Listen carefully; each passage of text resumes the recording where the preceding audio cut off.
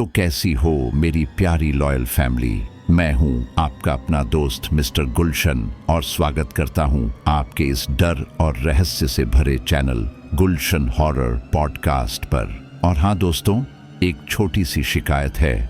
आप लोग डर तो बहुत खाते हो लेकिन सब्सक्राइब करना भूल जाते हो, तो जल्दी से चैनल को सब्सक्राइब कर दो, क्योंकि अगली बार जब मैं डराने आऊंगा तो आपका नाम भी इस इंट्रो में जरूर लूंगा। अब वक्त है उन 5 प्यारे साथियों का जिक्र करने का जिन्होंने पिछले वीडियो पर दिल से कमेंट किया था। पहला नाम है राजेश वर्मा जी, लखनऊ उत्तर प्रदेश। दूसरा नाम है अनामिका शर्मा जी, भोपाल मध्य प्रदेश। तीसरा नाम है विक्की नाथ जी, गुवाहाटी असम। चौथा नाम है सोनाली देव जी, कोलकाता पश्चिम बंगाल। और पांचवा नाम है फैजल शेख जी, पुणे महाराष्ट्र। और जिन प्यारे साथियों का नाम नहीं ले पाया उन सभी को दिल से बहुत बहुत धन्यवाद। आप सभी तो हो गुलशान हॉरर फैमिली की असली ताकत। तो अब लाइट्स ऑफ कर लीजिए, हेडफोन लगा लीजिए, क्योंकि आज की कहानी आपको नींद नहीं आने देगी। रात का समय था, आसमान में बादल छाए हुए थे और चांद जैसे किसी डरावनी चादर के पीछे छिप गया था। शहर के उस पुराने हिस्से में एक जगह थी जिसके पास लोग जाना तो दूर, उसका नाम लेना भी पसंद नहीं करते थे।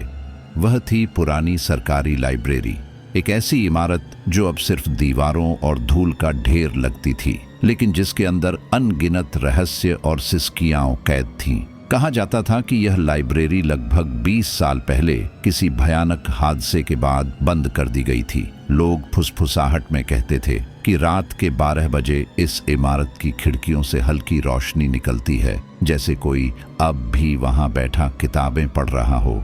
लेकिन वहां कोई इंसान नहीं था, या यूं कहो कि वहां सिर्फ इंसान जैसी परछाइयां ही बची थीं। अरुण एक युवा पत्रकार जिसने हमेशा सच्चाई की खोज को अपने जीवन का उद्देश्य माना था, इस कहानी को बस अफवाह नहीं मान पाया। उसे यकीन था कि हर डर के पीछे कोई ना कोई वजह होती है और वो वजह सामने लाना ही उसका काम है। अपने कैमरे, टॉर्च और नोटबुक के साथ वो उस लाइब्रेरी की ओर निकला। रास्ते में हवाएं अजीब तरह से सिसक रही थीं, जैसे पेड़ भी उसे चेतावनी दे रहे हों। हर कदम पर सूखे पत्तों की चरमराहट थी और दूर कहीं कोई कुत्ता भौंक रहा था, लेकिन उस सन्नाटे में वह आवाज भी खोती जा रही थी। अरुण जब उस विशाल इमारत के सामने पहुंचा तो उसे महसूस हुआ कि हवा अचानक ठंडी हो गई है। दीवारों पर काई जमी थी, खिड़कियों के शीशे टूटे हुए थे और दरवाजे पर जंग के निशान थे। वह दरवाजा ऐसा लग रहा था जैसे सदियों से किसी ने उसे छुआ ही नहीं। अरुण ने धीरे से हाथ बढ़ाकर दरवाजे को छुआ। ठंड इतनी थी कि उसके उंगलियां सुन्न हो गईं। दरवाजे को धक्का देने से पहले उसने एक गहरी सांस ली। वह जानता था कि अब पीछे हटना नामुमकिन है। जैसे ही उसने थोड़ा सा धक्का दिया, दरवाजा चरमराने की एक लंबी आवाज के साथ अपने आप खुल गया। उस आवाज ने उसके सीने में कंपी भर दी। उसने चारों तरफ नजर दौड़ाई, लेकिन बाहर कोई नहीं था। ऐसा लग रहा था जैसे किसी ने अंदर से उसे बुलाया हो। उसने टॉर्च ऑन की और कदम अंदर रख दिया। अंदर का माहौल घुटन भरा था। हवा में नमी और पुराने कागज की मिलीजुली गंध थी। दीवारों पर मकड़ी के जाले लटके थे और हर कदम पर धूल का गुब्बार उठ रहा था। जहां जहां उसकी टॉर्च की रोशनी पड़ती, वहां पुराने बुक शेल्फ नजर आते, जिन पर अब बस धूल और जाले थे। कुछ रैक झुके हुए थे, कुछ गिर चुके थे और कुछ के नीचे किताबें ऐसे पड़ी थीं जैसे किसी ने भागते वक्त उन्हें गिरा दिया हो। फर्श पर टूटे कांच के टुकड़े चमक रहे थे और दूर कहीं से किसी के फुसफुसाने जैसी हल्की आवाज आ रही थी। अरुण ने सोचा शायद हवा होगी, लेकिन वह जानता था कि यह हवा नहीं थी। ये आवाज किसी जिंदा चीज की नहीं थी। वह आगे बढ़ा। उसके कदमों की आहट लाइब्रेरी की दीवारों में गूंज रही थी। हर कदम के साथ उसका डर बढ़ता जा रहा था, लेकिन जिज्ञासा उससे कहीं ज्यादा मजबूत थी। अचानक उसकी नजर एक टेबल पर पड़ी जहां एक पुरानी किताब खुली हुई थी। बाकी सभी किताबें बंद थीं, लेकिन ये किताब ऐसे रखी थी जैसे किसी ने अभी अभी पढ़ी हो। उसने टॉर्च की रोशनी उस पर डाली। किताब के कवर पर लिखा था मौत का अध्याय भाग 1। नाम पढ़ते ही उसके दिल की धड़कनें तेज हो गईं। उसने कैमरा ऑन किया और किताब के क्लोजअप शॉट लिए, लेकिन जैसे ही वह किताब को छूने के लिए झुका, एक ठंडी हवा का झोंका आया और उसकी टॉर्च की रोशनी झिलमिलाने लगी। उसे लगा कि शायद खिड़की खुली होगी, लेकिन जब उसने पीछे मुड़कर देखा तो सारी खिड़कियां बंद थीं। फिर उसने महसूस किया कि दरवाजा अब आधा खुला नहीं था, वो अपने आप बंद हो चुका था। उसने दौड़कर दरवाजा खोलने की कोशिश की, लेकिन वो नहीं खुला। उसने जितना जोर लगाया, दरवाजा उतना ही जकड़ता गया, जैसे किसी ने उसे अंदर बंद कर दिया हो। उसके माथे पर पसीना आ गया। उसने पीछे मुड़कर देखा। टॉर्च की हल्की रोशनी में सब कुछ वैसा ही था, बस अब हवा और भारी हो गई थी। अचानक उसे लगा कि कोई उसकी गर्दन के पीछे सांस ले रहा है। उसने झट से पीछे देखा, लेकिन वहां कोई नहीं था। फिर भी उसे महसूस हो रहा था कि कोई उसके आसपास चल रहा है। उसने अपने कैमरे की लाइट ऑन की और रूम को स्कैन किया। लेंस में कुछ नहीं दिखा, लेकिन कैमरे की स्क्रीन पर कुछ झिलमिलाया। उसने स्क्रीन को झूम किया और उसकी रगों में खून जम गया। फ्रेम के कोने में एक औरत खड़ी थी, सफेद कपड़ों में, झुके सिर के साथ, बालों से चेहरा ढका हुआ। उसकी मौजूदगी इतनी ठंडी थी कि अरुण की सांसें थम गई। उसने कैमरे को नीचे किया, लेकिन सामने कुछ नहीं था। जब उसने दोबारा देखा तो वो औरत अब थोड़ी नजदीक थी। बिना आवाज किए, बिना कदमों की आहट के वो और पास आती जा रही थी। अरुण का दिल अब इतनी तेजी से धड़क रहा था कि उसकी खुद की सांसों की आवाज उसे डरा रही थी। उसने कांपते हाथों से कैमरा नीचे रखा और बुदबुदाया, कौन है वहां? कोई जवाब नहीं आया, सिर्फ ठंडी हवा चली। उसने एक कदम पीछे हटाया और दीवार से टिक गया, और फिर कमरे के बीचों बीच रखी वो किताब अपने आप पलटने लगी। उसके पन्ने तेजी से उड़ने लगे, जैसे किसी अदृश्य हाथ ने उन्हें थाम रखा हो। हवा में पन्नों की आवाज किसी चीख जैसी लग रही थी। अचानक सब रुक गया। किताब खुली रही और पन्ने पर ताजे खून जैसी स्याही से कुछ लिखा हुआ था, स्वागत है मौत के अध्याय में। अरुण अब हिल भी नहीं पा रहा था। उसके चारों तरफ सन्नाटा था, लेकिन उस सन्नाटे में एक अजीब कंपन थी, जैसे दीवारें खुद सांस ले रही हों। उसने अपने कैमरे को फिर उठाया, लेकिन कैमरे की स्क्रीन अब पूरी काली थी। सिर्फ एक शब्द टिमटिमा रहा था, ERR 666। उसकी आंखें फैल गईं। वह कुछ बोलने ही वाला था कि उसके पीछे से धीमी धीमी फुसफुसाहट सुनाई दी, बिल्कुल कान के पास। अब तुम मेरी कहानी हो। रात अब और गहरी हो चुकी थी, लेकिन उस पुरानी लाइब्रेरी के भीतर समय जैसे थम गया था। अरुण का कैमरा बंद हो चुका था। टॉर्च की रोशनी टिमटिमा रही थी और उसके कानों में अब भी वह फुसफुसाहट गूंज रही थी जो उसने कुछ पल पहले सुनी थी। बाहर दुनिया चलती रही, पर इस लाइब्रेरी की दीवारों में सदियों का सन्नाटा था जो हर आवाज को निगल लेता था। अरुण ने अपने हिलते हुए हाथों से कैमरे की बैटरी चेक की, लेकिन स्क्रीन पर सिर्फ एक काली परछाई दिखाई दी। उसने कैमरे को बंद किया और गहरी सांस ली।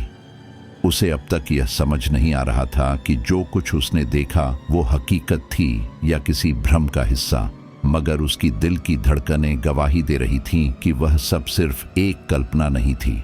उसने सावधानी से अपने चारों ओर देखा। लाइब्रेरी की हर अलमारी किसी पुराने मकबरे की तरह लग रही थी। किताबें धूल और मकड़ी के जालों में लिपटी थीं। हवा में कागज की सड़ी गंध थी, जैसे किसी ने उन किताबों में से जिंदगी निकाल ली हो।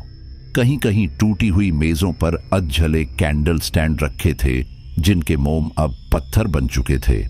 अरुण ने अपनी टॉर्च को एक रैक की ओर किया। वहां एक पुराना बोर्ड लटका था जिस पर फीके अक्षरों में लिखा था, साइलेंस प्लीज, और नीचे कुछ खरोंचे हुए शब्द जो समझ में नहीं आ रहे थे। उसने करीब जाकर देखा तो लगा कि किसी ने अपने नाखूनों से उस पर कुछ उकेरा है, जैसे किसी ने आखिरी सांसों में कुछ लिखने की कोशिश की हो। वह आगे बढ़ा और जैसे जैसे वह लाइब्रेरी के गहरे हिस्सों में जाता गया, हवा और भारी होती चली गई।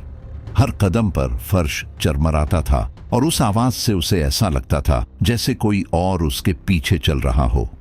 उसने पीछे मुड़कर देखा, वहां कोई नहीं था, लेकिन जब उसने फिर आगे कदम बढ़ाया तो उसे लगा कि कहीं पास में कोई सांस ले रहा है, बहुत हल्की, पर स्पष्ट। उसने अपने डर को झटकने की कोशिश की और टॉर्च को एक और दिशा में घुमाया।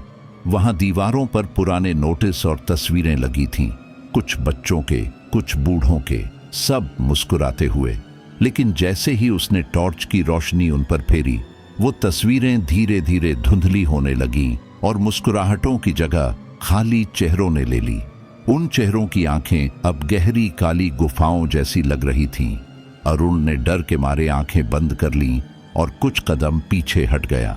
जब उसने दोबारा आंखें खोलीं तो महसूस किया कि पूरी लाइब्रेरी का माहौल बदल चुका था। अब यहाँ की हवा में एक अजीब सी ठंडक थी, मानो दीवारों से ठंड रिस रही हो। उसने अपनी सांसों की भाप को हवा में तैरते देखा। तभी उसकी नजर फर्श पर पड़ी। वहां ताजी मिट्टी बिखरी थी, जबकि यह जगह सालों से बंद थी। उसने टॉर्च नीचे की ओर झुककर देखा। मिट्टी के बीचों बीच एक छोटी सी हथेली का निशान था, जैसे किसी बच्चे ने अभी अभी वहां से रेंगकर गुजरा हो। उसके माथे पर ठंडी पसीने की बूंदें छलक आईं। उसने खुद को संभाला और आगे बढ़ने की हिम्मत जुटाई। लाइब्रेरी के एक कोने में जाकर उसे एक बड़ा लकड़ी का दरवाजा दिखा, जो शायद किसी विशेष कमरे की ओर जाता था। उस पर धूल की इतनी मोटी परत थी कि उसे पहचानना मुश्किल था। उसने धीरे से दरवाजे को धक्का दिया। दरवाजा पहले तो नहीं हिला, पर फिर जैसे किसी अदृश्य ताकत ने अंदर से उसे खोला हो, वो अपने आप चरमराते हुए खुल गया। अंदर एक छोटा सा कमरा था। दीवारों पर पुरानी घड़ियां टंगी थीं, जो एक साथ टिक टिक कर रही थीं, लेकिन उनमें से कोई भी सही समय नहीं बता रही थी। हर घड़ी किसी अलग वक्त पर अटकी हुई थी। कुछ 2 बजे पर, कुछ 4:33 पर और कुछ 12:01 पर। अरुण ने जब एक घड़ी को पास जाकर देखा तो पाया कि उसकी सुइयां उल्टी दिशा में घूम रही थीं। कमरे के बीचों बीच एक गोल मेज थी, जिस पर कुछ पुरानी किताबें रखी थीं, लेकिन उनके पन्ने आधे जले हुए थे, जैसे किसी ने उन्हें जलाकर बुझा दिया हो। उसने उन किताबों में से एक खोली। उसमें सिर्फ नाम लिखे थे, एक के बाद एक, सैकड़ों नाम, लेकिन हर नाम के साथ एक तारीख भी थी।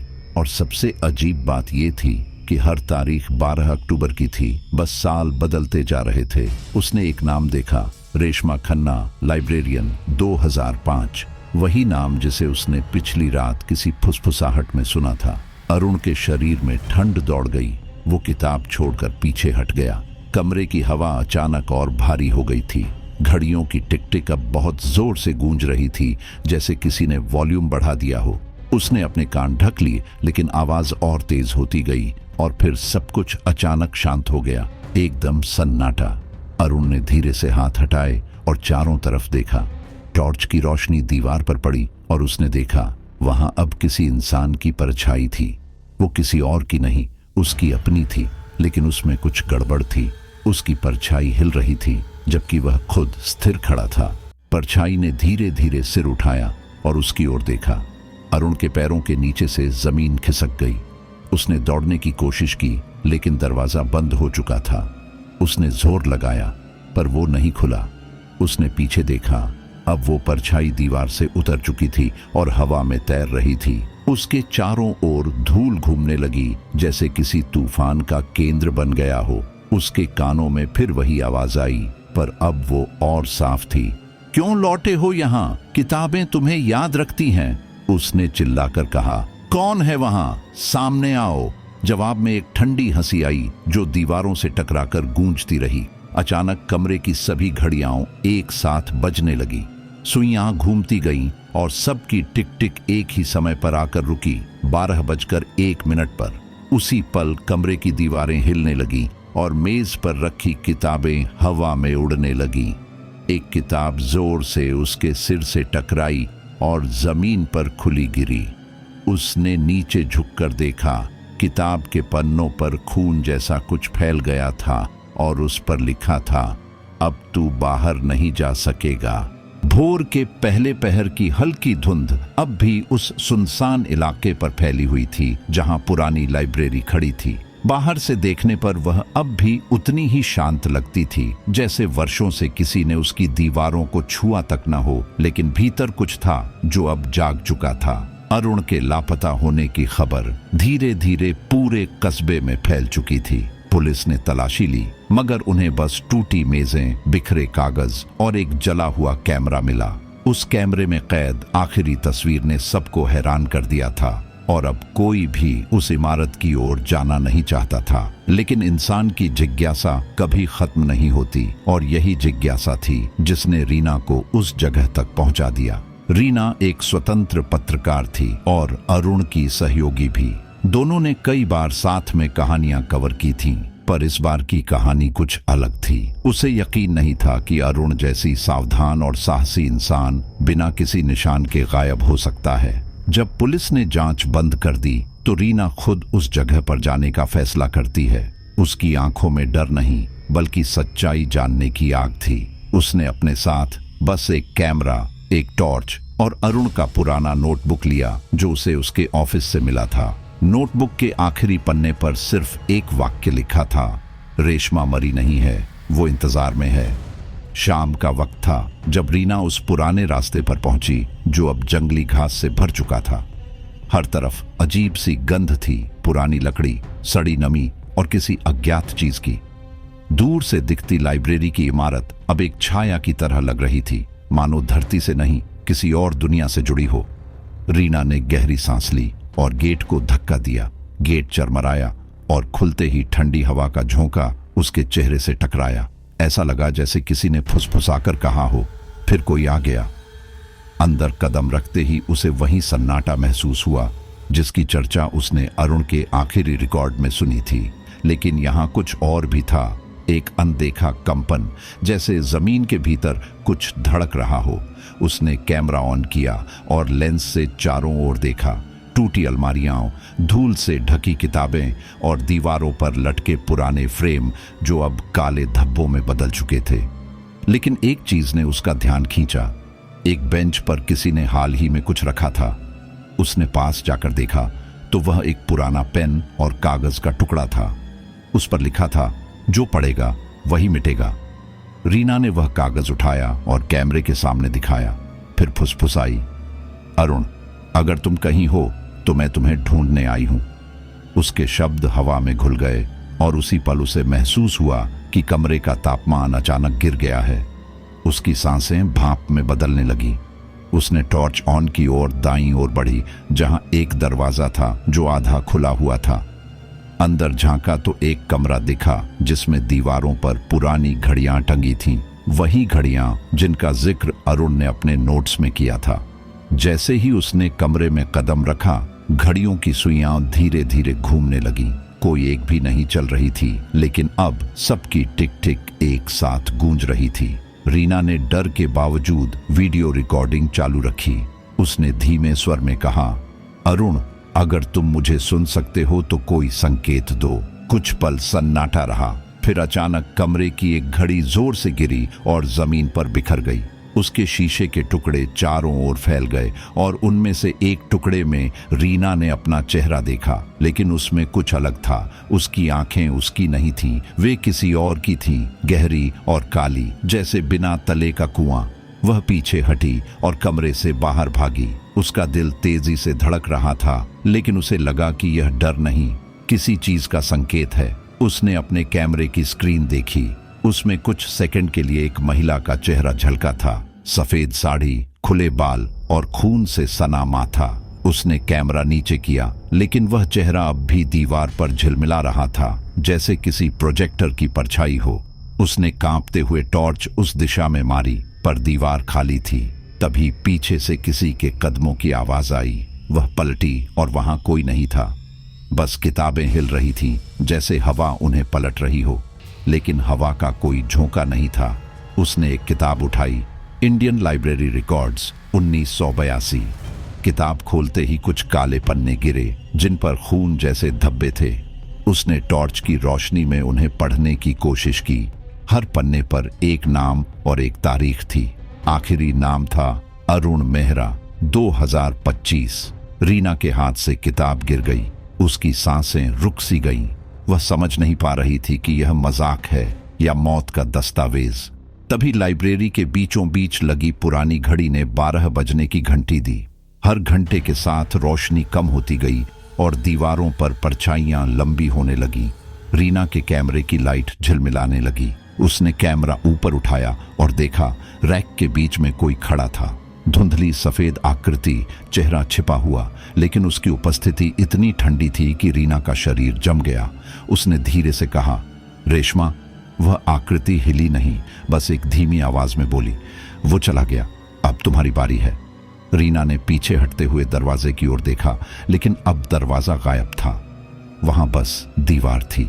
उसने डर के मारे कैमरा नीचे किया और जब उसने फिर ऊपर देखा तो वह औरत अब उसके सामने थी। उसका चेहरा अब पूरी तरह दिख रहा था। फटी हुई त्वचा, खोखली आंखें और होठों के बीच से निकलता धुआं। उसने रीना के कंधे पर हाथ रखा। वह हाथ बर्फ से भी ठंडा था। रीना चिल्लाई और खुद को छुड़ाने की कोशिश की, पर उसका शरीर जैसे पत्थर हो गया था। रेशमा ने उसके कान के पास आकर कहा, जो सच ढूंढने आता है वो खुद कहानी बन जाता है। अचानक सब कुछ अंधेरा हो गया।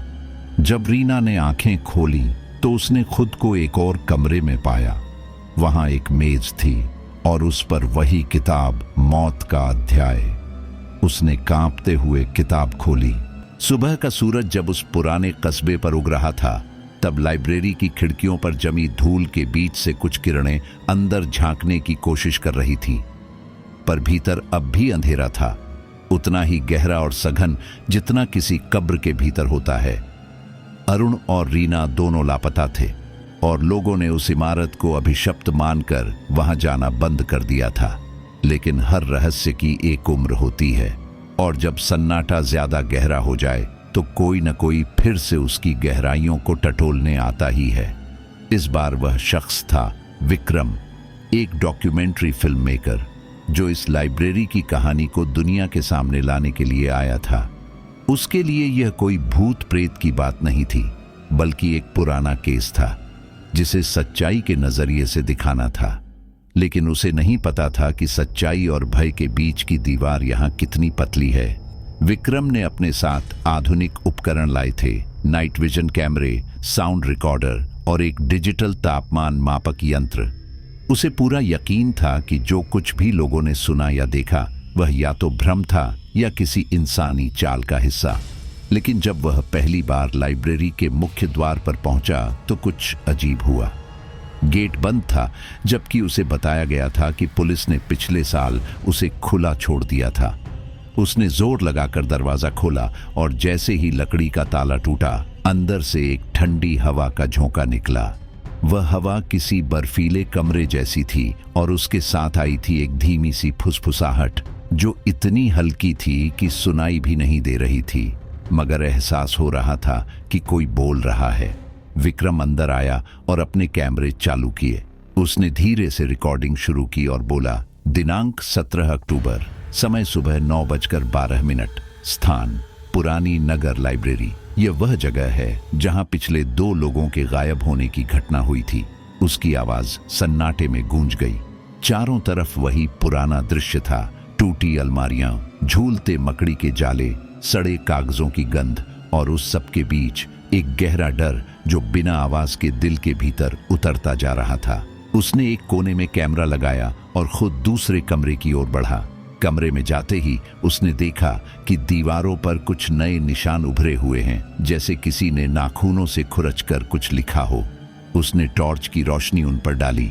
वहां लिखा था, नाम मत पूछो, यहाँ हर कोई नाम खो देता है। उसने नोटबुक में वह लाइन लिख ली। तभी पीछे से दरवाजे के धीरे से बंद होने की आवाज आई। उसने पलट कर देखा, पर वहां कोई नहीं था। उसने दरवाजा खोला, मगर वह अब खुल नहीं रहा था। उसने जोर लगाया, पर दरवाजा जैसे किसी अदृश्य ताकत से बंद था। विक्रम ने खुद को शांत किया और कैमरे से कहा, दरवाजा अपने आप बंद हुआ है, शायद हवा का असर हो। पर भीतर कहीं न कहीं उसके मन में यह बात बैठने लगी थी कि यहाँ कुछ तो है जो उसे देख रहा है। उसने अपने यंत्र से तापमान मापा। कमरे का तापमान अचानक 5 डिग्री कम हो गया था। उसने कैमरा घुमाया और देखा कि उसके ठीक पीछे एक बुक शेल्फ हिल रही थी। किताबें धीरे धीरे नीचे गिर रही थीं, जैसे किसी ने जानबूझकर उन्हें धक्का दिया हो। उसने जल्दी से कैमरे को उस ओर किया। फुटेज में सिर्फ एक हल्की धुंध दिखाई दी, पर जब उसने ध्यान से देखा तो उस धुंध के बीच किसी इंसान के चेहरे की झलक थी। एक स्त्री का चेहरा, खाली आंखें और अधखुला मुंह, जैसे कोई अधूरी चीख भीतर ही कैद रह गई हो। विक्रम ने तुरंत कैमरा बंद किया और दीवार के पास बैठ गया। उसके माथे पर पसीना था, जबकि ठंड इतनी थी कि सांसें भाप बन रही थीं। कुछ देर बाद जब उसने हिम्मत जुटाई तो वह कमरे से बाहर आया। अब लाइब्रेरी की गलियां और लंबी लगने लगी थीं। हर मोड़ एक जैसा दिखता था, पर हर मोड़ से अलग सी गंध आती थी। कहीं धूप की जली हुई बू, कहीं सड़े कागज की। अचानक उसने देखा कि जमीन पर कुछ बिखरा पड़ा है। पास जाकर देखा तो वह किसी की पहचान पत्र थी। नाम लिखा था रीना शर्मा, पत्रकार। उसका दिल धक से रह गया। उसने वही नाम अरुण के केस फाइल में पढ़ा था। उसने कार्ड उठाया और चारों ओर देखने लगा, पर वहां कोई नहीं था। तभी उसकी रिकॉर्डिंग मशीन अपने आप चालू हो गई और उसमें से एक महिला की आवाज आई, विक्रम, लौट जाओ, यहां से कोई नहीं जाता। उसने डरते हुए रिकॉर्डर उठाया, पर आवाज अब भी जारी थी, तुम कैमरे से हमें नहीं पकड़ सकते, अब हम तुम्हें पकड़ेंगे। मशीन गिर गई और बंद हो गई। वह भागकर मुख्य हॉल में पहुंचा, जहां एक विशाल पेंटिंग लगी थी। वह पेंटिंग पहले कभी वहां नहीं थी, ये उसने फोटोज में देखी थी। पेंटिंग में एक महिला दिख रही थी, सफेद साड़ी में, खुले बालों के साथ, और उसके पैरों के पास किताबें जल रही थीं। नीचे लिखा था रेशमा खन्ना, 1956। विक्रम ने उस पेंटिंग को कैमरे में कैद किया, लेकिन जब उसने स्क्रीन पर देखा तो पेंटिंग में महिला की आंखें उसकी ओर घूम गई थीं। उसने आंखें मलकर दोबारा देखा, मगर अब सब सामान्य था। उसने सिर हिलाया और खुद से कहा कि यह सिर्फ थकान का असर है। मगर तभी पीछे से एक धीमी आवाज आई, तुम भी तो कहानी लिख रहे हो, है ना? उसने पलट कर देखा और उसकी टॉर्च की रोशनी दीवार पर गिरी। वहां अब एक छाया थी जो उसके ठीक सामने खड़ी थी, पर किसी इंसान की नहीं थी।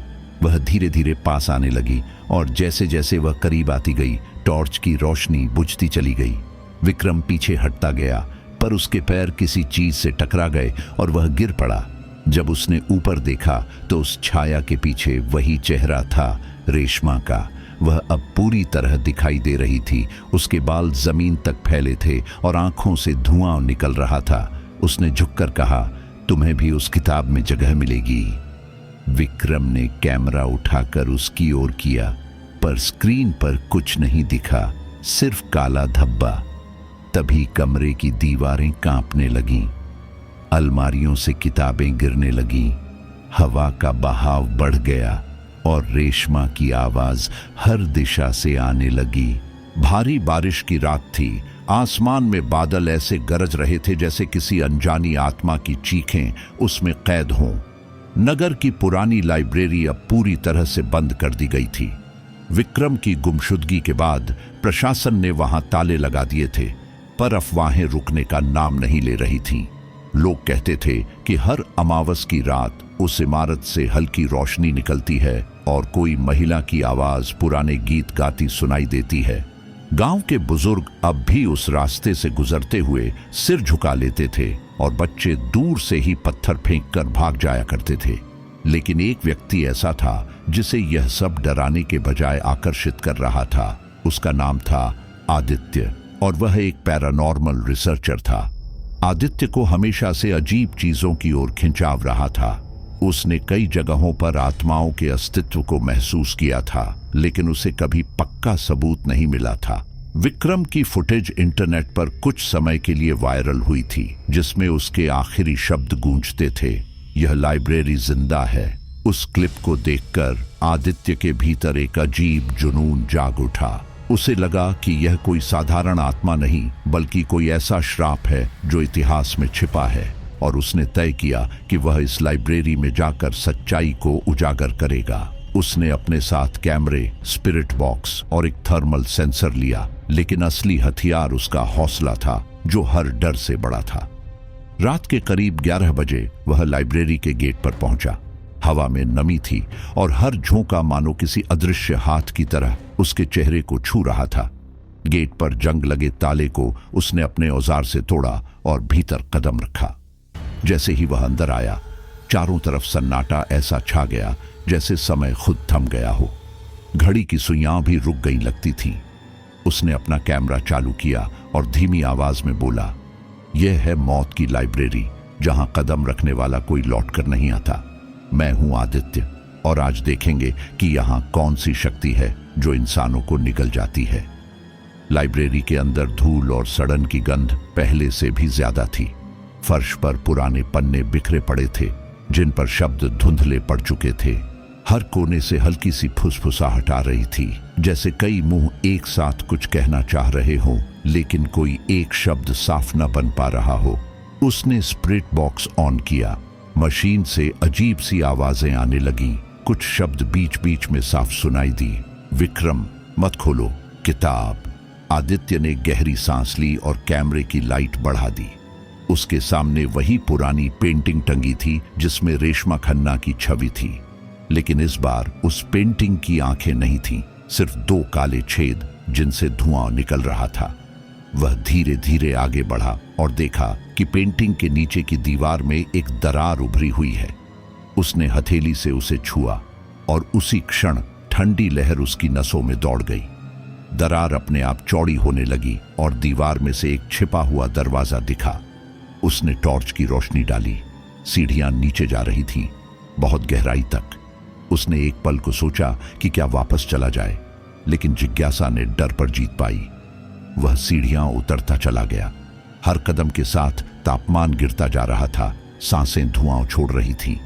नीचे पहुंचते ही उसने देखा कि यह कोई सामान्य तहखाना नहीं था, बल्कि किसी पुराने काल का संग्रह कक्ष था, जहां सैकड़ों किताबें लोहे के बक्सों में बंद थीं। कमरे के बीचों बीच एक गोल मेज थी और उस पर एक खुली किताब रखी थी जो बाकी सबसे अलग लग रही थी। उसके पन्ने खुद ब खुद पलट रहे थे, जैसे कोई अदृश्य हाथ उन्हें छू रहा हो।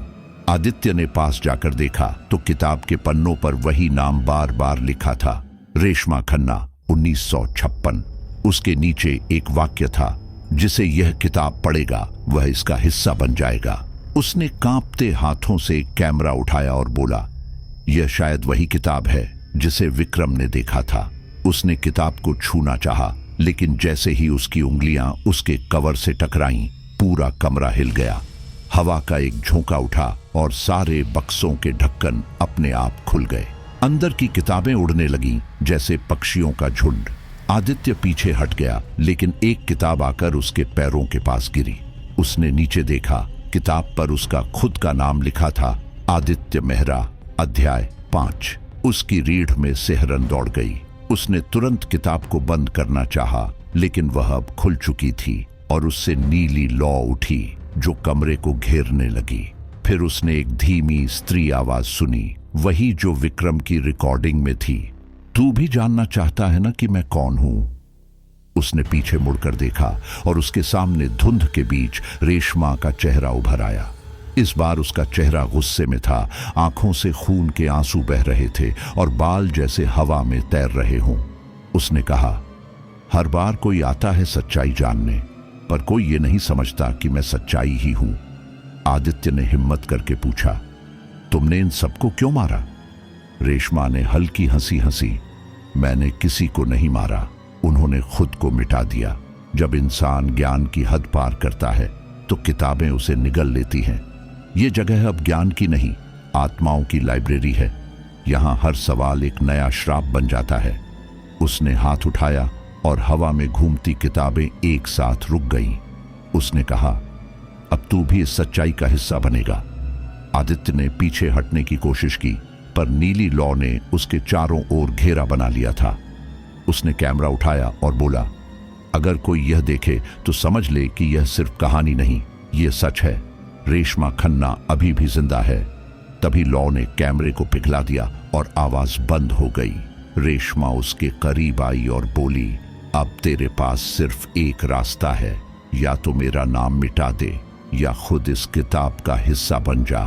उसने थर्मल डिवाइस उठाकर उसकी ओर फेंका, लेकिन वह बीच हवा में ही रुक गया। उस रात कस्बे पर एक अजीब सन्नाटा छाया हुआ था, जैसे किसी ने हवा से भी आवाजें खींच ली हों। पुराने मंदिर की घंटियां जो हर रात हवा से खुद ही बज उठती थीं, इस बार मौन थी। और उसी मौन के बीच नगर की पश्चिमी दिशा में वो इमारत खड़ी थी, पुरानी नगर लाइब्रेरी, जो अब सिर्फ एक इमारत नहीं रही थी बल्कि एक जीती जागती सत्ता बन चुकी थी। 3 लोग पहले ही उसके भीतर समा चुके थे, अरुण, रीना और विक्रम, और फिर आदित्य। अब 4 आत्माएं उस लाइब्रेरी का हिस्सा बन चुकी थीं। मगर यह कहानी यहीं खत्म नहीं होने वाली थी, क्योंकि एक और आत्मा अनजाने में उस श्रापित किताब की ओर बढ़ रही थी। उसका नाम था कविता। कविता एक इतिहास की छात्रा थी जिसके शोध का विषय था प्राचीन भारतीय अभिशप्त वास्तुएं। वह मानती थी कि हर श्राप के पीछे कोई ऐतिहासिक सच्चाई छिपी होती है, जिसे लोग समय के साथ डर और अंधविश्वास के पर्दे में ढांक देते हैं। जब उसने विक्रम और आदित्य की गुमशुदगी के मामले पढ़े तो उसकी जिज्ञासा ने उसे चैन नहीं लेने दिया। उसने तय कर लिया कि वह इस रहस्य की तह तक जाएगी। किसी ने उसे रोका नहीं, क्योंकि अब लोग मान चुके थे कि जो वहां जाता है वह लौटकर नहीं आता। लेकिन कविता के भीतर एक अजीब दृढ़ता थी। उसे लगता था कि शायद इस बार वह कुछ ऐसा कर सके जो बाकी नहीं कर पाए, लाइब्रेरी के श्राप को खत्म करना। अमावस की रात थी। आसमान पर एक भी तारा नहीं था। हवा में गंध थी सड़े पन्नों और पुराने खून की। कविता ने भारी कोट पहना और हाथ में लैंप लेकर उस लाइब्रेरी के दरवाजे तक पहुंची। ताले पहले से टूटे हुए थे, पर उन पर एक नई निशानी बनी थी, 3 वृत्तों के भीतर एक आंख। उसने सोचा शायद यह किसी प्राचीन समाज का प्रतीक हो, पर जब उसने हाथ उस निशान पर रखा तो उसकी हथेली में जलन हुई, जैसे किसी ने आग से दाग दिया हो। उसने झट से हाथ पीछे खींचा, मगर निशान अब उसकी हथेली पर अंकित हो चुका था। यह पहली चेतावनी थी, पर उसने अनसुनी कर दी और दरवाजा खोलकर भीतर चली गई। अंदर अब भी वही घुप अंधेरा था, लेकिन वातावरण पहले से कहीं भारी महसूस हो रहा था, जैसे हवा में कोई आवाज दबी हो, कोई रोना जो बहुत गहराई से आ रहा हो। उसने अपने रिकॉर्डर को चालू किया और धीरे से कहा, समय रात के 11:40। मैं कविता सिंह इस इमारत में प्रवेश कर रही हूं। उद्देश्य श्राप का मूल पता लगाना। जैसे ही उसने रिकॉर्डर चालू किया, एक ठंडी हवा उसके चेहरे से टकराई और कमरे के कोने में रखी एक किताब अपने आप गिर गई। उसने टॉर्च की रोशनी वहां डाली और देखा कि किताब का नाम था द कर्सड लाइब्रेरी ऑफ सॉल्स। उसने उसे उठाया और धीरे से पलटा। पहले पन्ने पर लिखा था, हर नाम यहां अमर होता है पर जीवन नहीं। कविता ने सिर झटक दिया और आगे बढ़ी।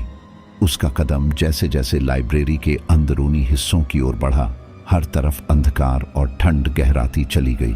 उसने देखा कि दीवारों पर अब भी पुरानी पेंटिंग्स लटकी थीं, पर उनमें चेहरे गायब थे। बस आकृतियां बची थीं, जैसे किसी ने उन्हें खरोंच कर मिटा दिया हो।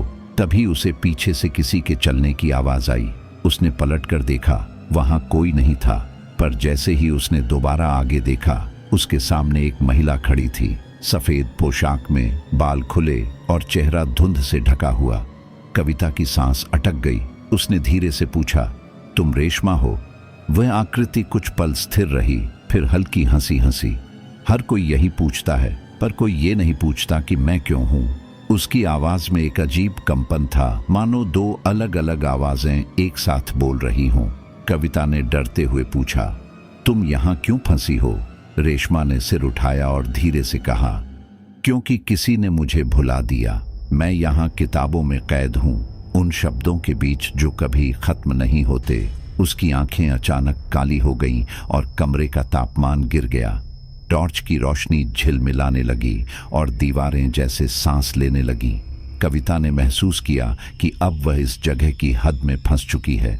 उसने जल्दी से जेब से ताबीज निकाला जो उसके गुरु ने दिया था।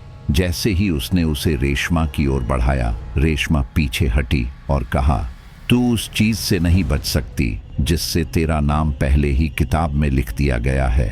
कविता के हाथ कांप उठे। उसने फौरन अपनी डायरी निकाली और देखने लगी कि क्या सच में उसका नाम वहां लिखा है। उसके पन्नों में अचानक नई लिखावट उभर आई, कविता सिंह, अध्याय 6।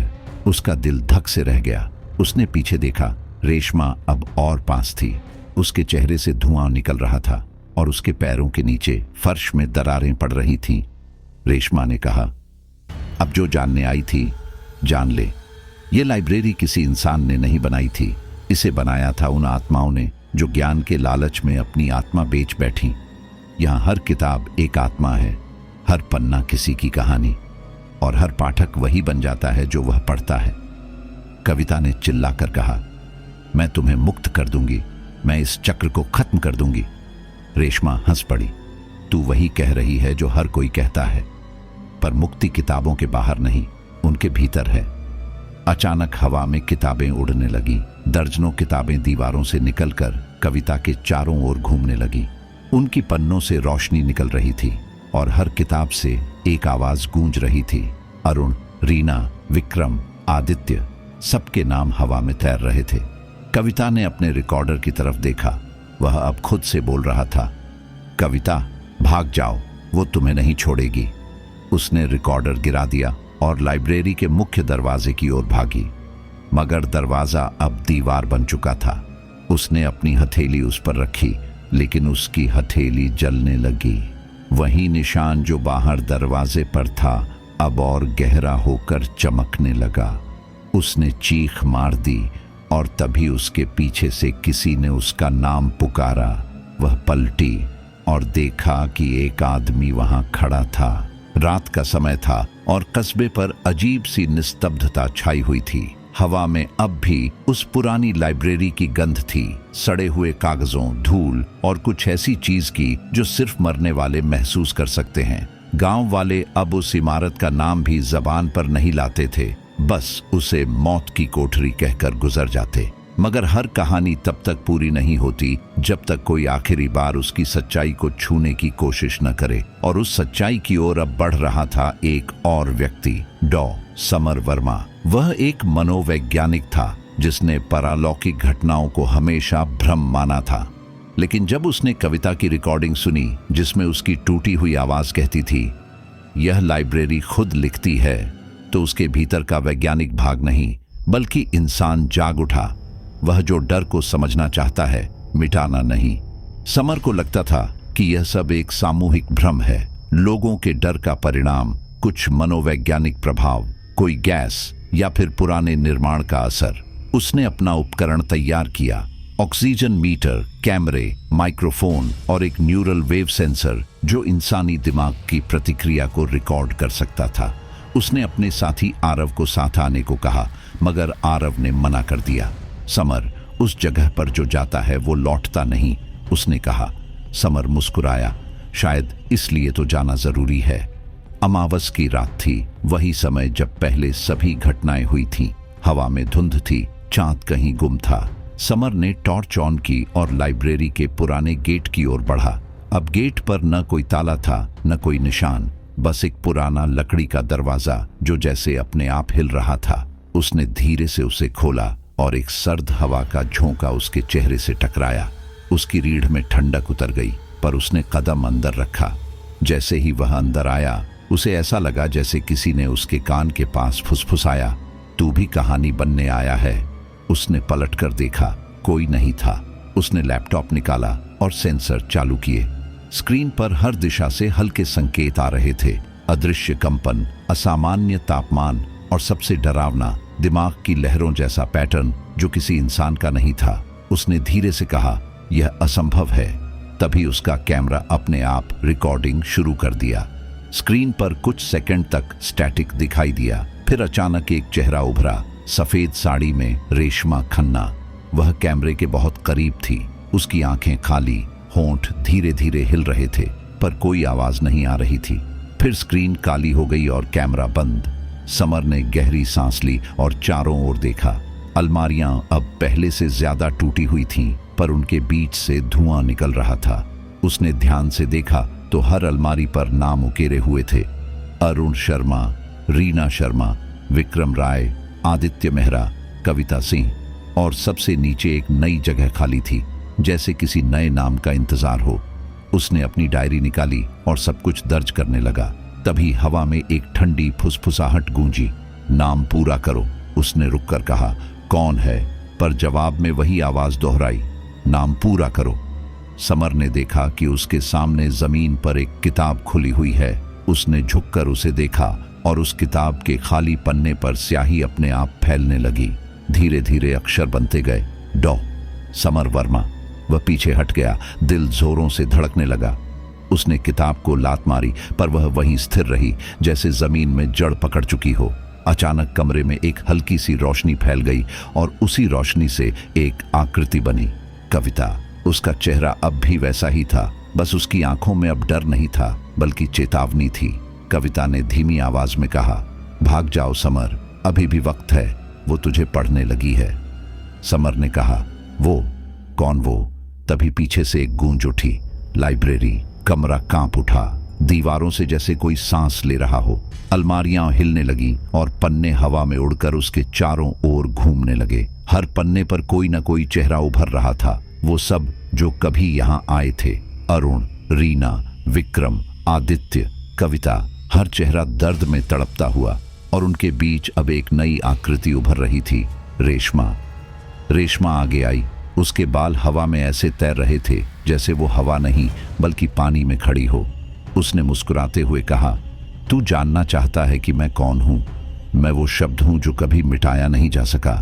मैं वो स्याही हूं जो हर पाठक की आत्मा से बनती है। मैं लाइब्रेरी हूं और तू अब मेरा अगला अध्याय है।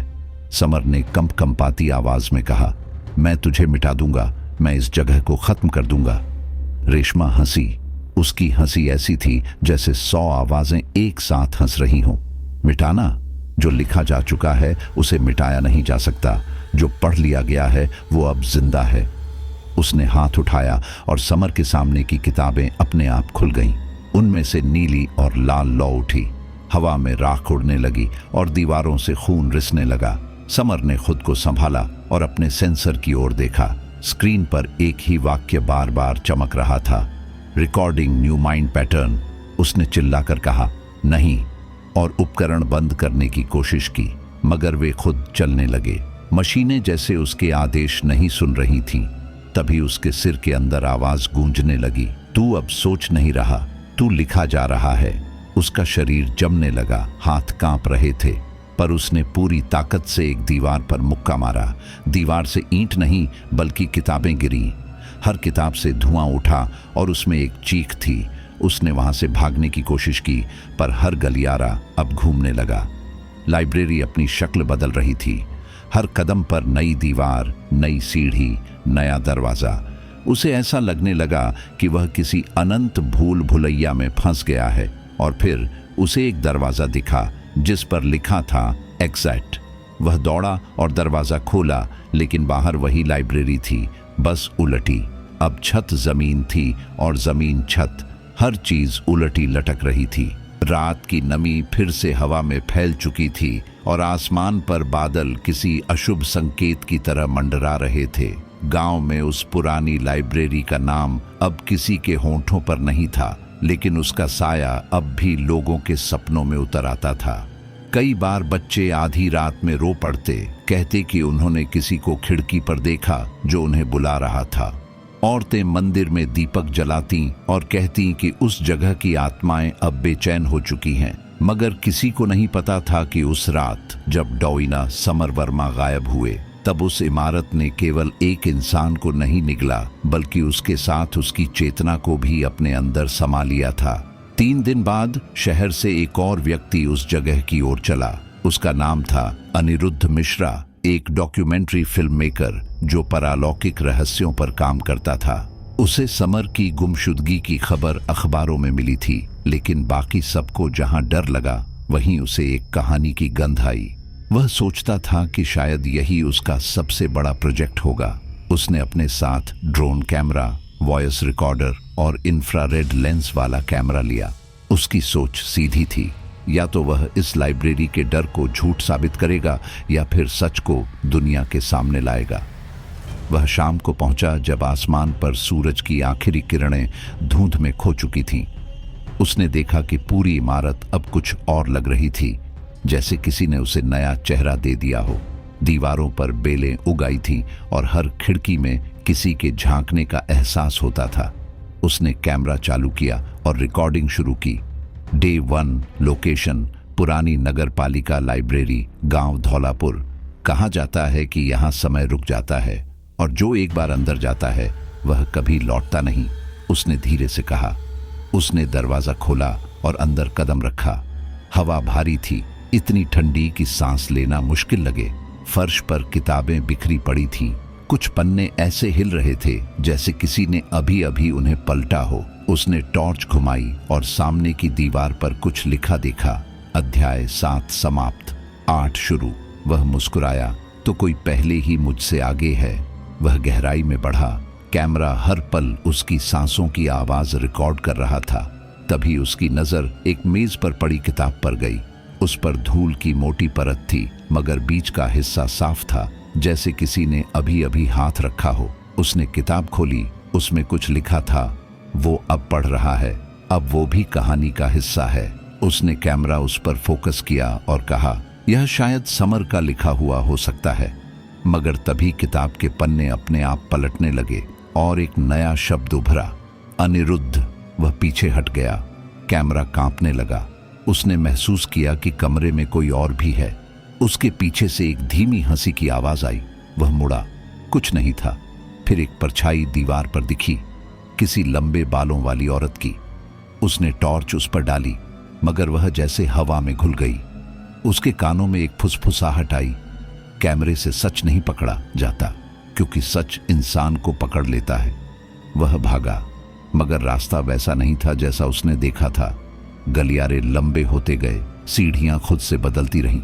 उसे लगा कि इमारत जिंदा है और वह उसके अंदर सांस ले रही है। वह चिल्लाया, कौन है वहां? और जवाब में आवाज आई, तू है वहां। आवाज उसकी अपनी थी, लेकिन कहीं गहराई से, जैसे कोई उसकी नकल कर रहा हो। उसने कैमरे की स्क्रीन पर देखा और उस पर उसकी ही शक्ल थी, बट डिस्टॉर्टेड, आंखें खाली और चेहरे पर मुस्कान। वह अब डरने लगा था।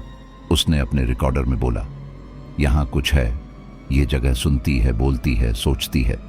दीवारें धड़कती हैं और लगता है कि यह मुझे पहचानती है। तभी उसके कैमरे का लेंस अपने आप घूमने लगा और एक पुराने कमरे पर रुका, जहां दीवार पर कुछ उभरा हुआ दिखा। एक हाथ का निशान जो धीरे धीरे ताजा खून में बदल रहा था। उसने पास जाकर देखा और पाया कि वह निशान किसी बच्चे के हाथ का था। उसके ठीक नीचे लिखा था, हर कहानी की शुरुआत मासूमियत से होती है और खत्म खून से। वह अब तेजी से बाहर की ओर बढ़ा, लेकिन दरवाजा गुम था। उसने टॉर्च घुमाई। चारों ओर सिर्फ दीवारें। उसने दीवारों को पीटना शुरू किया, मगर हर चोट पर दीवार से आवाज आती, मत निकल, अभी तो 8 शुरू हुआ है। उसने सिर पकड़ लिया। उसके कानों में आवाजें थीं, जैसे 100 लोग एक साथ कुछ पढ़ रहे हों। उसने ध्यान से सुना और समझा कि वे सब उसका नाम दोहरा रहे हैं, अनिरुद्ध, अनिरुद्ध। अचानक अंधेरे में उसे सामने कुछ हलचल दिखी। वही औरत, सफेद साड़ी में, बाल खुले हुए, चेहरा आधा अंधेरे में। वह रेशमा थी। उसने धीमे कदमों से उसकी ओर बढ़ते हुए कहा, तू कैमरे में सच्चाई ढूंढने आया था ना, अब तू सच्चाई है। अनिरुद्ध पीछे हटने लगा, मगर उसके पैर जैसे फर्श में धंस गए। रेशमा बोली, हर अध्याय को आगे बढ़ाने के लिए एक लेखक चाहिए, और अब तू वही है। लाइब्रेरी को नया शब्द चाहिए। उसने हाथ उठाया और हवा में स्याही जैसी काली लहर उठी। वह लहर अनिरुद्ध की ओर बढ़ी और उसके शरीर पर लिपटने लगी। उसने चिल्लाया, नहीं, मैं इंसान हूं। लेकिन अब उसकी आवाज रिकॉर्डर से आ रही थी, शरीर से नहीं। उसके कैमरे की स्क्रीन पर लिखा आने लगा, चैप्टर 8 रिकॉर्डिंग। और उसके बाद सब कुछ ब्लैक हो गया। जब उसने फिर आंखें खोली तो वह लाइब्रेरी के बीच में एक कुर्सी पर बैठा था। सामने वही किताब खुली थी। उसने देखा कि उसमें कुछ लिखा जा रहा है, अनिरुद्ध मिश्रा, अध्याय 8 का लेखक। उसने भागने की कोशिश की, मगर उसके हाथ किताब में चिपक गए। वह चिल्लाया, छोड़ दो मुझे। लेकिन किताब के पन्ने उसके मुंह पर चिपक गए और धीरे धीरे उसके शरीर को निगलने लगे। आखिरी चीज जो दिखी वो थी उसकी आंखें, जो धीरे धीरे धुंधली होती चली गईं। अगली सुबह गांव वालों ने देखा कि लाइब्रेरी की छत से एक ड्रोन गिरा हुआ था। उसमें रिकॉर्डिंग थी। जब पुलिस ने फुटेज देखी, लाइब्रेरी अब सिर्फ एक इमारत नहीं रह गई थी, वह एक जिंदा प्राणी बन चुकी थी, जिसकी सांसें दीवारों से निकलती थीं और जिसकी धड़कनें किताबों के पन्नों में गूंजती थीं। गांव के लोग अब उस रास्ते पर भी नहीं चलते थे जो वहां तक जाता था, क्योंकि रात के सन्नाटे में वहां से किसी के टाइप करने की आवाज आती थी, जैसे कोई किसी की किस्मत लिख रहा हो। कहते हैं कि जब भी कोई नई आत्मा उस जगह के पास जाती तो दीवारें थोड़ी और चौड़ी हो जाती, जैसे वह अपने भीतर और जगह बना रही हो। अनिरुद्ध की गुमशुदगी को अब 1 महीना हो चुका था, लेकिन पुलिस, गांव वाले और यहां तक कि मीडिया भी अब उस मामले से हाथ धो चुके थे। पर एक लड़की थी जो चुप नहीं बैठी। उसका नाम था रिया वर्मा और वह डॉक्टर समर वर्मा की छोटी बहन थी। रिया हमेशा अपने भाई की बातों को गंभीरता से लेती थी। जब उसने समर की नोटबुक पढ़ी जिसमें लिखा था लाइब्रेरी सोचती है, तो उसे लगा शायद उसका भाई अब भी वहीं है, बस किसी और रूप में। लोग उसे पागल कहते थे, मगर उसके दिल में एक अजीब सा यकीन था कि अगर वह वहां जाएगी तो अपने भाई को ढूंढ निकालेगी। उसने फैसला किया कि वह अमावस की रात वहां जाएगी, वही रात जिसमें बाकी सब घटनाएं हुई थीं। उसने सिर्फ एक टॉर्च, एक कैमरा और अपने भाई की नोटबुक साथ ली। जब वह उस रास्ते पर पहुंची तो चारों ओर एक सन्नाटा था जो किसी मौत के बाद वाले कमरे जैसा था। पेड़ों की शाखाएं हवा में चरमराती और ऐसा लगता मानो वे कुछ कहना चाहती हों। जब उसने गेट के पास कदम रखा तो वहां अब कोई दरवाजा नहीं था, बस एक खाली जगह, जैसे किसी ने दीवार को निगल लिया हो। उसने हिम्मत जुटाई और अंदर कदम रखा। अंदर की हवा में ठंड नहीं, बल्कि किसी की उपस्थिति थी, जैसे कोई उसकी हर सांस गिन रहा हो। उसने कैमरा चालू किया और धीरे से बोली, भाई, अगर आप यहां हैं तो मुझे कोई निशान दो। कुछ पल तक सन्नाटा रहा, फिर उसके सामने की अलमारी से एक किताब नीचे गिरी। उसने धीरे से झुककर उसे उठाया और खोला। पहले पन्ने पर कुछ नहीं था, लेकिन दूसरे पर लिखा था, रिया, तुझे नहीं आना चाहिए था। वह ठिठक गई। भाई, उसने धीमी आवाज में कहा। तभी हवा में पन्नों की सरसराहट गूंजी और उसे लगा जैसे कोई उसके पीछे खड़ा है। उसने मुड़कर देखा, कोई नहीं था, पर कैमरे में एक छाया दिख रही थी, एक आदमी की जो उसके पास खड़ा था। उसने डरते हुए पूछा, आप कौन हैं? और तभी हवा में एक फुसफुसाहट आई। अध्याय 9। वह धीरे धीरे पीछे हटने लगी, पर दीवारें अब हिल रही थीं। उसने देखा कि चारों ओर की किताबें अपने आप खुलने लगीं और उनके पन्नों से धुआं उठने लगा। उस धुएं में उसे चेहरों की झलक दिखी, उसके भाई समर का, अनिरुद्ध का और कई अनजान लोगों का। हर चेहरा जैसे उसे देख रहा था, उसे कुछ चेतावनी देना चाहता था। वह चीख पड़ी, भाई, मैं यहां से नहीं जाऊंगी जब तक आपको वापस नहीं लाती। तभी एक भारी आवाज गूंजी, जो एक बार लिखा गया वो मिटाया नहीं जा सकता। उसने चारों ओर देखा और देखा कि फर्श पर एक अजीब सा पैटर्न उभर रहा है, जैसे किसी ने स्याही से घेरा बनाया हो। उसने टॉर्च उस पर डाली और पाया कि वो स्याही नहीं, बल्कि खून था। उसके बीच में वही पुरानी किताब रखी थी जिसमें समर का नाम लिखा था। उसने उसे उठाया और देखा कि अब उसमें एक नया नाम जुड़ गया था, अनिरुद्ध मिश्रा। उसके नीचे खाली जगह थी और उस पर धीरे धीरे अक्षर उभरने लगे, रिया। उसने किताब को फेंक दिया, मगर जैसे ही वह जमीन पर गिरी, उससे एक आवाज निकली, भाग मत, कहानी पूरी कर। रिया अब कांप रही थी, पर उसने हिम्मत नहीं छोड़ी। उसने नोटबुक खोली जो वह साथ लाई थी और उसमें अपने भाई के लिखे नोट्स देखे। अगर लाइब्रेरी लिखती है तो उसे रोका नहीं जा सकता, पर उसके पन्ने पलटे जा सकते हैं। उसने सोचा, शायद यही रास्ता है। उसने किताब के पन्ने पलटने शुरू किए, लेकिन हर पन्ना जैसे खुद को फिर से लिख देता था। उसने जितनी तेजी से पलटा, उतनी ही तेजी से शब्द बदलते गए। फिर अचानक किताब ने एक तेज रोशनी छोड़ी और कमरे में हर चीज थम गई। उसने आंखें खोली तो देखा कि अब वह लाइब्रेरी में नहीं, बल्कि एक विशाल हॉल में खड़ी है, जहां हर दीवार पर चेहरों की आकृतियां बनी थीं। कुछ मुस्कुरा रहे थे, कुछ चीख रहे थे। उसने धीरे से कहा, यह क्या जगह है? आवाज आई, यहां कहानियां खत्म नहीं होती, बस रूप बदलती हैं। उसने देखा कि रेशमा उसके सामने खड़ी थी, सफेद कपड़ों में, लेकिन अब उसके चेहरे पर दर्द था, न कि दहशत। उसने कहा, तू यहां क्यों आई? रिया ने कहा, मैं अपने भाई को लेने आई हूं। रेशमा ने आंखें बंद की और बोली, जो यहां आता है वो खुद को खो देता है, पर अगर तू चाहती है तो तुझे एक मौका मिलेगा। रिया ने पूछा, क्या करना होगा? रेशमा बोली, इस लाइब्रेरी की आत्मा स्याही से नहीं, यादों से लिखती है। अगर तू अपनी एक याद यहां छोड़ दे तो किसी की आत्मा को मुक्त किया जा सकता है, लेकिन याद रखना, जो याद तू देगी वो तेरे जीवन से मिट जाएगी। रिया कुछ पल चुप रही, फिर बोली, मुझे मेरी सबसे प्यारी याद ले लो, बस मेरे भाई को छोड़ दो। रेशमा ने हाथ बढ़ाया और हवा में एक नीली लौ उठी। उसने धीरे से रिया के माथे को छुआ और कहा, अब तेरी सबसे खूबसूरत याद तेरे बचपन की अब मेरी है। रिया की आंखों से आंसू बहने लगे, पर उसी क्षण चारों ओर एक अजीब सी गूंज हुई। दीवारों से धुआं निकला और उनमें से एक आकृति उभरी। डो, समर वर्मा। उसका चेहरा थका हुआ था पर अब शांत था। उसने कहा, रिया, तू यहां क्यों आई? रिया रो पड़ी, तुम्हें घर ले जाने। समर ने सिर हिलाया, नहीं बहन, मैं अब इस कहानी का हिस्सा हूं, लेकिन तूने मुझे आजाद कर दिया। अब ये लाइब्रेरी मेरा नाम मिटा देगी। तभी फर्श पर किताब खुली और उसमें से समर का नाम मिटने लगा। उसने मुस्कुराकर कहा, अब जा, इससे पहले कि तू भी यहां की कहानी बन जाए। रिया ने दौड़ना शुरू किया। रात उस कस्बे पर भारी अनचाहे सन्नाटे के साथ उतर रही थी। हवा में उस पुरानी लाइब्रेरी की मौजूदगी की गंध फैल रही थी, मानो कोई पुराना घाव फिर से खुल रहा हो। लोग घरों के दरवाजे जोर से बंद कर चुके थे और बच्चे मां के आंचल के पीछे छिपे रसोई की हल्की रोशनी में कांप रहे थे। पर उसी अंधेरे के बीच एक नई हल्की हलचल हुई।